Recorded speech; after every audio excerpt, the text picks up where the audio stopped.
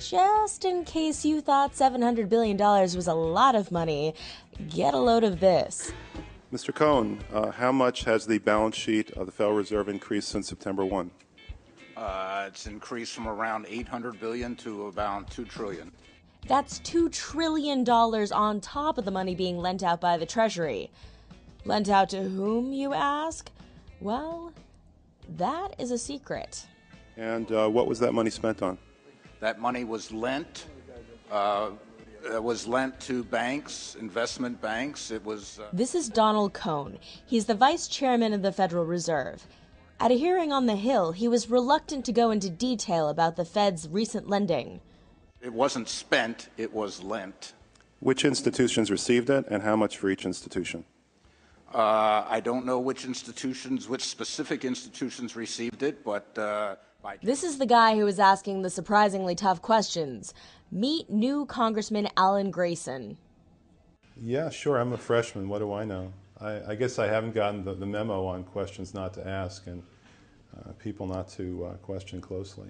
He literally just moved to Washington, and already he's making the Federal Reserve uncomfortable. Mr. Cohen, you just said that $1.2 trillion has been lent or spent, as the case may be. That's $4,000 for every man, woman, and child in this country.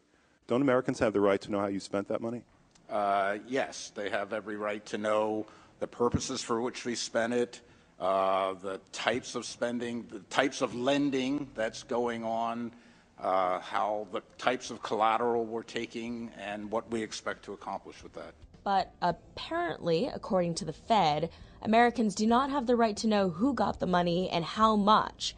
And while Congress has been concentrating on Treasury Secretary Henry Paulson's and now Tim Geithner's $700 billion bailout package, Fed Chairman Ben Bernanke and almost $2 trillion have slipped under the radar.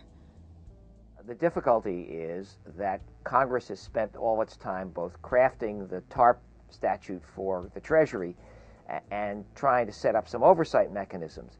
There are no specifically directed oversight mechanisms for what the Fed is doing. The Fed has stated that its loans are short-term and risk-free, but some are worried that the Fed is losing credibility. According to Bloomberg, the Fed has taken on greater credit risk since the rescue of Bear Stearns. Other borrowers have included AIG and Citigroup. And unlike the Treasury, the Fed has no lending cap. There is no limit on the amount that the Fed can spend, and they have spent about $1.3 trillion, which is more than twice the amount that Treasury is allowed to spend and about 4 times what Treasury has actually spent already. 3 separate oversight panels have been set up to monitor the Treasury's TARP program, but the only body with any authority over the Fed's cash flow is Congress. Traditionally, Congress has taken a hands-off view of the Fed. It's supposed to be independent, but when in effect the Fed is doing functionally the same thing that the Treasury is doing with TARP, all of those rationales for Congress staying out of the business of looking at the Fed do not apply. And do you think that Congress is ready to take on the Fed? I mean, there's this question of whether the Fed should be completely independent of Congress, but in a situation like this, it's looking a lot like TARP, just bigger. Bigger and completely out of control. You know, there's an old saying, 2 heads are better than 1. When you've got one person, Mr. Bernanke, making decisions on how to spend $4,000 for every American, sometimes things might go wrong, particularly when it's done in secret. If you put out $50 billion to Credit Suisse, the taxpayers need to know that. I'd be very concerned, Congressman, that if we published the individual names of who was borrowing from us, no one would borrow from us. The purpose of our borrowing is not to support individual institutions, but to support the credit markets. Has that ever happened? Have people ever said, we will not take your $100 billion because people will find out about it? We said we will not publish the names of the borrowers, so we'll have no test of that. Well, what gave you the authority to say that? Isn't that something that we should be deciding, not you? I think it was Ronald Reagan who said, trust but verify. It might well be that Mr. Bernanke has a large amount of credibility at this point. I'm not really sure. It might well be that people are willing to trust him, but they still need to verify what's being done with such staggering, enormous, unprecedented amounts of money. Grayson may have turned some heads. The Financial Services Committee is currently scheduled to hold a hearing on this staggering, enormous, unprecedented sum of money on February 10th.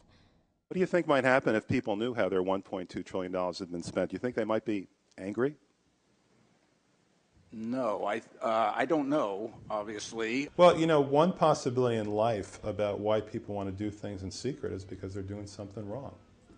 And we don't know whether that's what's going on here or not, but there's only one way to find out, which is to try to shed some light on the situation. We can't simply take somebody's word for it when we're talking about $1.2 trillion. That's not good enough. We are a government of laws, not a government of men. And maybe Mr. Bernanke needs to remember that.